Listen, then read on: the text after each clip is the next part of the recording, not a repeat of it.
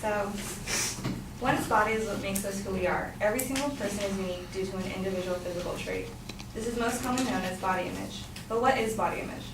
Body image is how people picture themselves and how they think other people picture them. It is basically how you feel about your body and includes your perception, imagination, and emotions. Mass media has been able to shape popular culture and often influence public opinion, mostly being women. However, when abused, the power of media can be harmful. Images portrayed by the media tend to make women strive to be someone else's idea of perfect while subconsciously ignoring their own goals.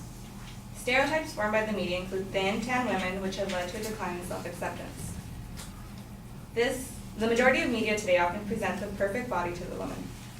This leads to my main claim that the media has a negative effect on women. To support my claim, I'll be speaking to you about how 1, the media puts pressure on women by its constant exposure to skinny models. 2, the media shows a false representation of beauty that is impossible to achieve through retouching and editing. And 3, the media has negative influence on women, leading to a harmful effect on their bodies. My first secondary claim is that the media puts pressure on women by its constant exposure of skinny models. Skinny?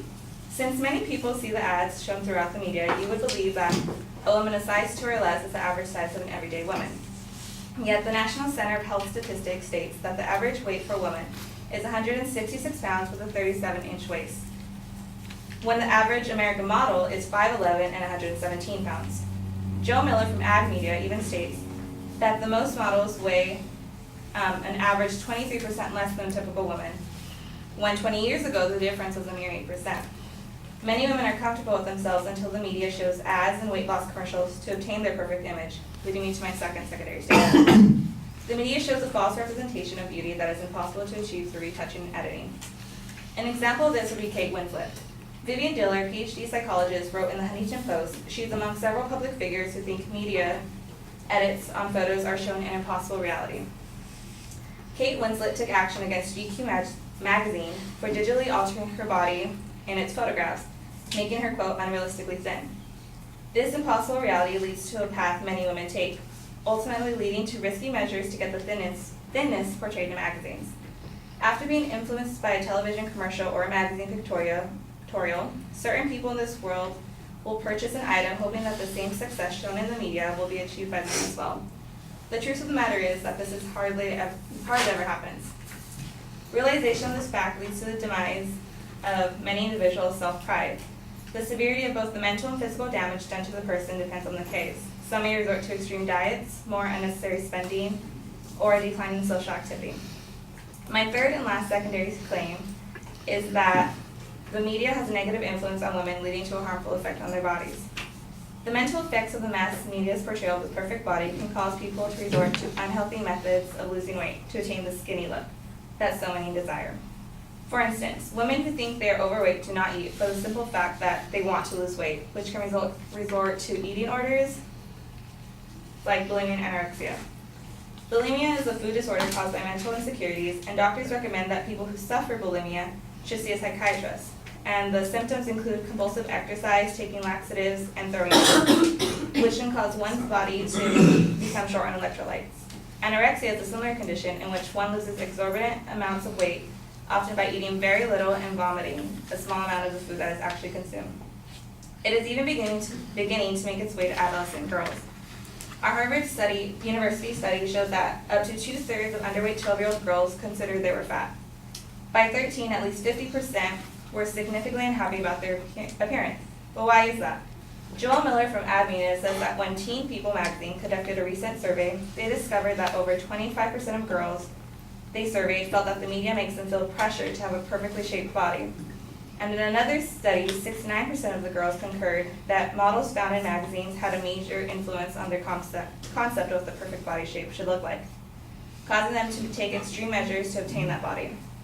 And once these young girls begin to obsess over these bodies they see in the media, 73% of teenage girls abuse diet pills, and 79% of teenage girls will self-purge. Although it is not impossible to restore one's self-esteem, it is difficult and may require professional attention, such as a therapist, for the individuals to accept themselves for who they are. A Kaiser Foundation study by Nancy Signorelli found that an estimated 1,000 women die each year of anorexia nervosa. As many as 1 in 10 college women suffer from a clinical or nearly clinical eating disorder, including 5.1% who suffer from bulimia nervosa. In conclusion, body image is not to be taken lightly. Women should make up their minds that they will not be negatively influenced by the media. In doing this, they can view the media for what it truly is, a means of conveying information and providing good entertainment. Good common sense should tell a woman that the overly attractive person in an advertisement is a model and should be admired for her beauty. All women are not required to look like a model to be attractive. The end.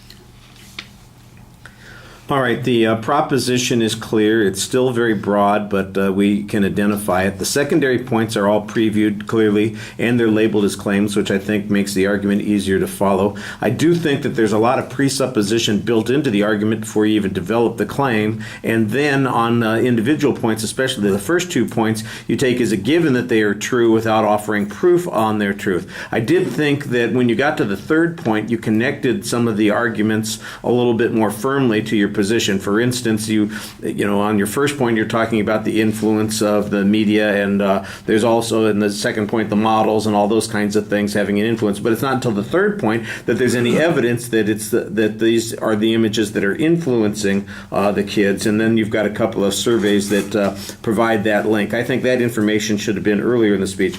There are a couple other places where I think some statistics are.